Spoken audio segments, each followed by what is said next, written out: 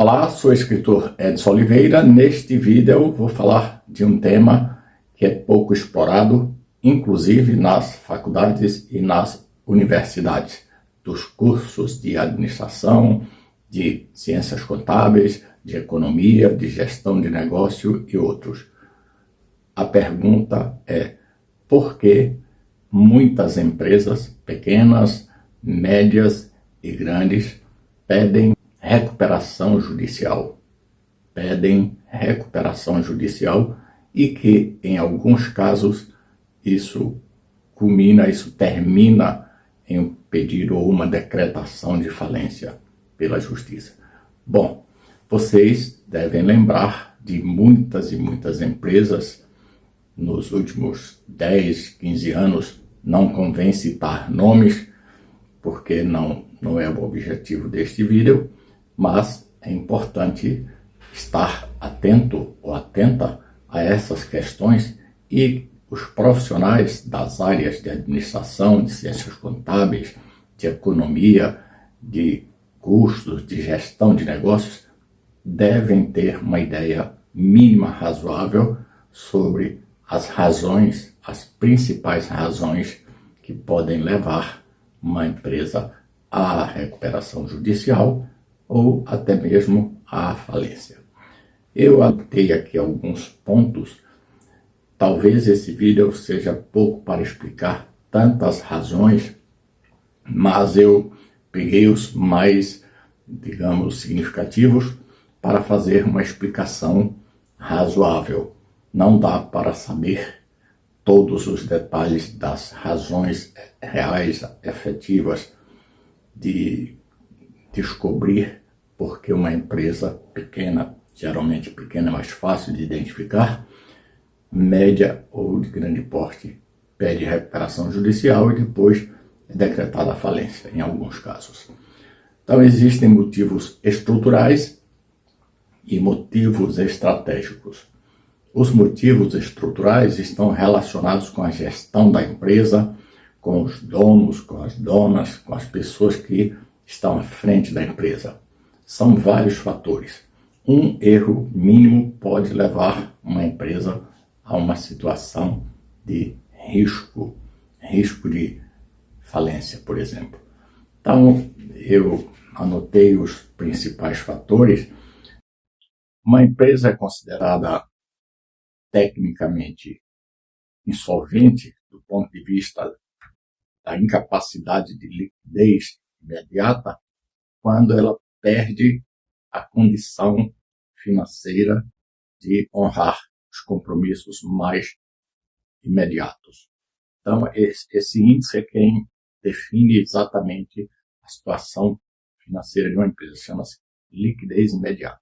Tem outros índices que quem estuda sabe, mas esses índices não são relevantes porque eles são distorcidos. Por exemplo, liquidez geral, liquidez corrente, esses índices não são interessantes. O índice mais importante para essa análise objetiva é o de liquidez imediata. Imediata tem disponibilidade imediata para honrar os compromissos imediatos ou de curto prazo. Então, isso é liquidez imediata, que é, na verdade, o dinheiro disponível em caixa e em bancos. A disponibilidade financeira imediata são os recursos aplicados ou não com segurança. Esses recursos devem estar em bancos seguros para manter a liquidez imediata. E a falta desses recursos, desses valores disponíveis imediatamente para honrar os compromissos de curto prazo ou de curtíssimo prazo, do mês que vem, da semana que vem, isso pode levar uma empresa à recuperação judicial ou, em consequência, à decretação da falência dessa empresa. Então, anotei aqui.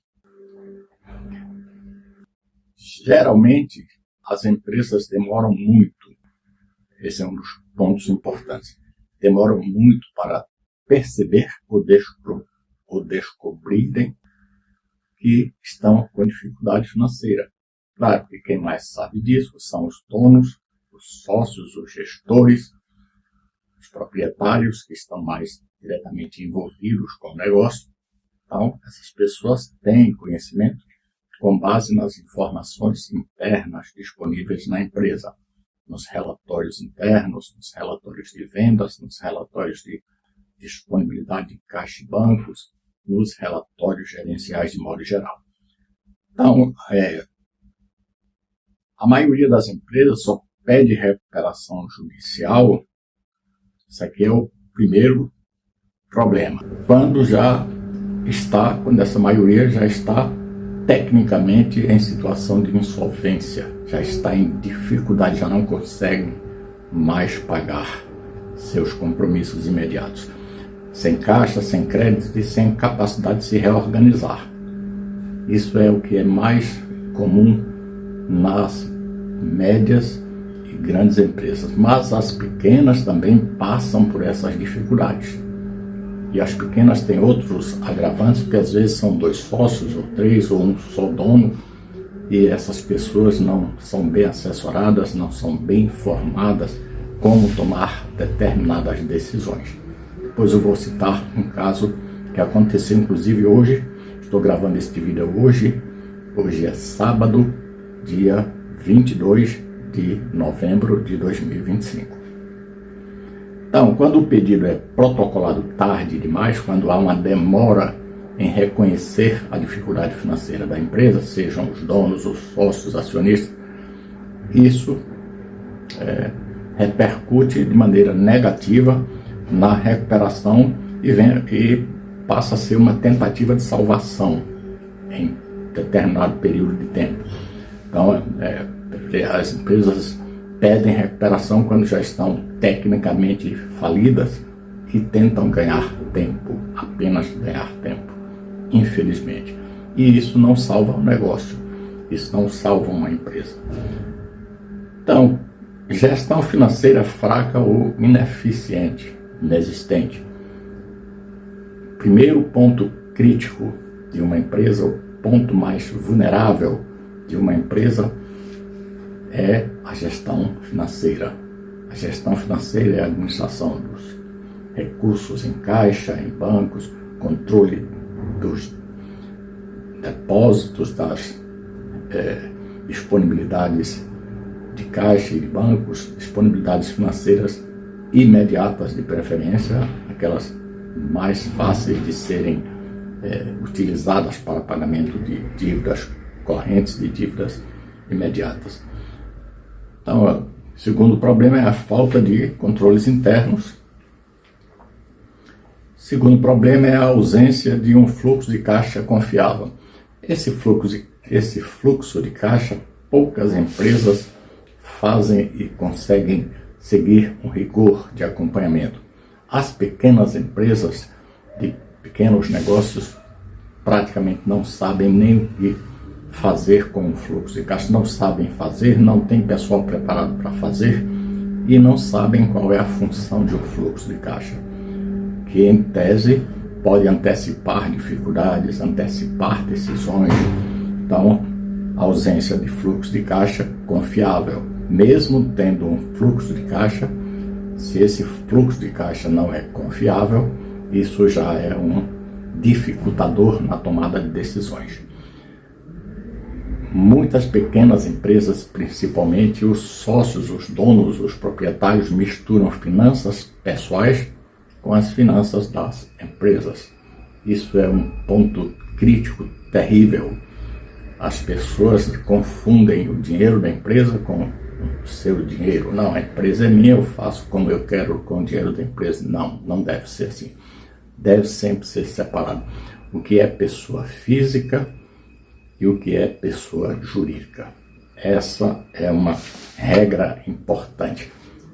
Essa é uma regra importante que deve prevalecer para todos os negócios, todas as empresas, pequeno, médio e grande porte. É evidente que as de grande porte têm outras formas de obtenção de recursos da empresa em forma de retirada, de antecipação de lucros, qualquer coisa assim.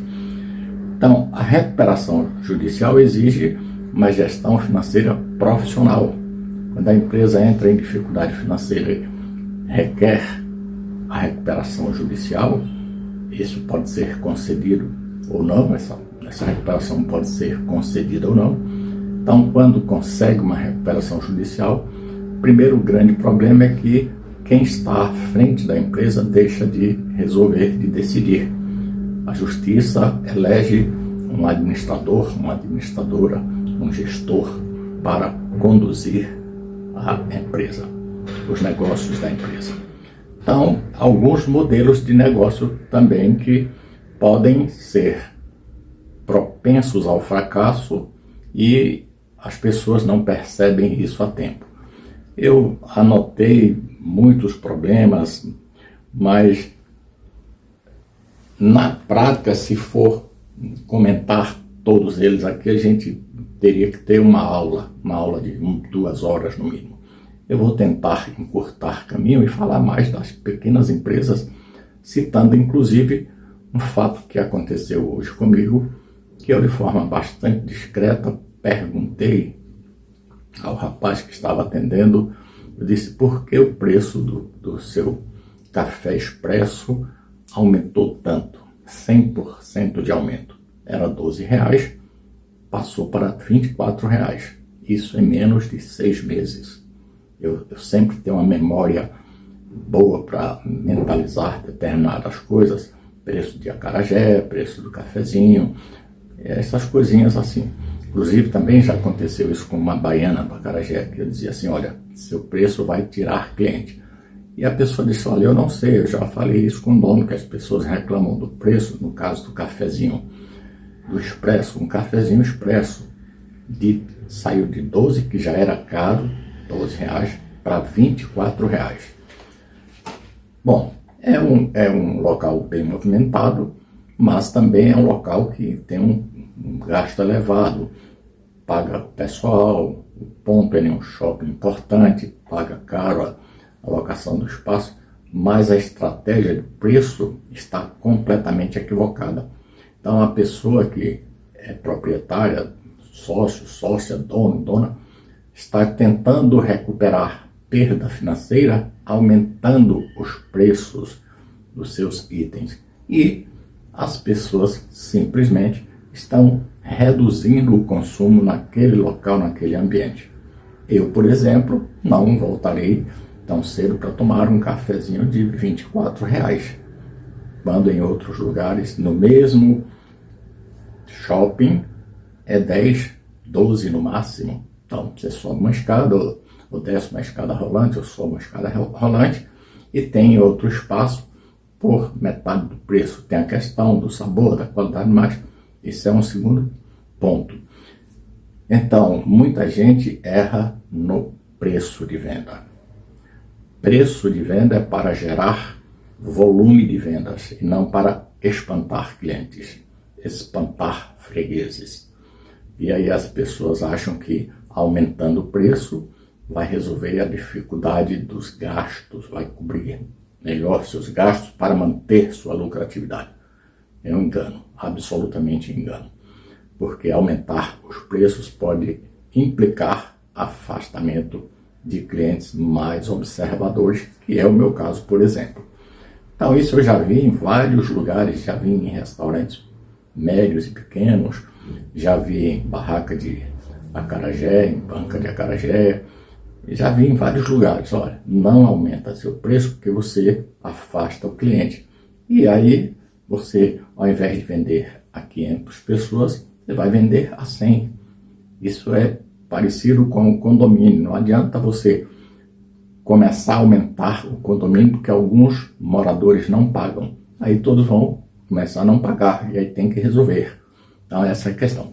Nas empresas que tem um dos fatores, elevados gastos sem controle, tem a mistura do recurso da empresa com o recurso pessoal, elevados gastos sem um fluxo de caixa confiável, não saber controlar esses gastos de forma racional, de forma mais cuidadosa, não saber comprar bem, negociar com os fornecedores, negociar preços, prazos, isso também é prejudicial ao desempenho financeiro da empresa.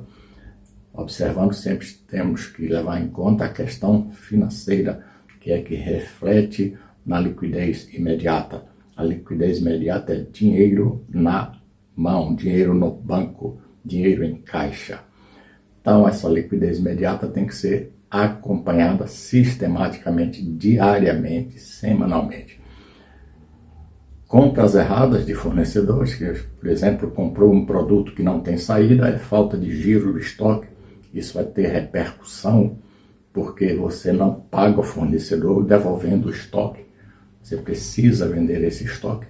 Aí sim, mesmo que você venda com a margem mínima de lucratividade para pagar os encargos, impostos, mas é preciso vender ou tentar negociar com alguém que tenha mais capacidade de vender esses estoques. O que você não pode ter é estoque ocioso, ociosidade dos estoques. E aí começam a juntar fatores negativos do ponto de vista financeiro que vão dificultando a vida da empresa, além daqueles fatores incontroláveis, que eu sempre gosto de chamar de fatores externos incontroláveis, que é, por exemplo, o concorrente abrir um negócio próximo do seu, igual ou melhor, e vender por um preço igual ou menor do que o seu. Essa pessoa, esse empreendedor, essa empreendedora está com capital de giro, está com capital disponível, vai bancar uma rentabilidade menor para tirar seus clientes. Isso acontece em qualquer atividade empresarial. Isso é gravíssimo.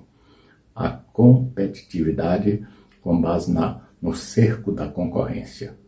O seu concorrente é o seu pior inimigo. Depois vem a questão dos fornecedores, a questão dos preços, a questão de conquistar cada vez mais clientes novos. Você não pode ficar refém também dos clientes fiéis. Você tem que ter giro de estoque e giro de clientes, tem que ter alta rotatividade, mas isso depende muito do tipo de negócio. Então, eu aqui em Salvador, eu tenho o hábito de acompanhar muito os movimentos de grandes empresas, de médias empresas, e vi que, por exemplo, a concorrência foi um dos fatores que mais determinou o fechamento de muitas empresas aqui em Salvador. Empresas dos vários ramos, de restaurante, de materiais de construção, de informática. Quando chega um concorrente forte, um concorrente disposto a disputar cliente, a disputar mercado, espaço geográfico, com uma logística diferente, com tecnologia, com capital de giro suficiente para bancar um bom período com uma lucratividade relativamente satisfatória, sem aumentar preços, por exemplo, e levar clientes e fazer o marketing bem feito, isso realmente é difícil de competir e isso é um dos grandes fatores que levam empresas pequenas, médias e grandes ao pedido de concordata e falência, que pode, por consequência, resultar na falência. Bom, esse assunto é vasto, é muito rico, isso é assunto para uma discussão em 2 horas, com interação, com perguntas, com respostas, com cases, apresentação de cases e fatos reais. Às vezes o empresário passa 20, 30 anos com o negócio e erra uma única vez e esse negócio vai a pique, como eu já vi aqui na Bahia, muitas situações assim. O empresário fez tudo certo durante 20, 30 anos, comete um erro e isso leva o negócio ao fracasso. Às vezes até o próprio crescimento pode ser um erro, aumentar o número de filiais, aumentar a quantidade de unidades de filiais, de lojas na cidade, ou ir para outro estado, ir para o interior, expandir de forma aleatória. E um dos fatores hoje mais digamos, concorrentes para situações difíceis é a tecnologia. Tem muita gente vendendo muita coisa pela internet, vendendo em casa, dependendo do tipo de atividade. Isso é mais difícil para serviço, mas também tem, no caso da área de serviço. Mas para comércio isso não é mais problema. Você tem lojas do mundo inteiro oferecendo produtos com entrega na porta e com preços altamente competitivos.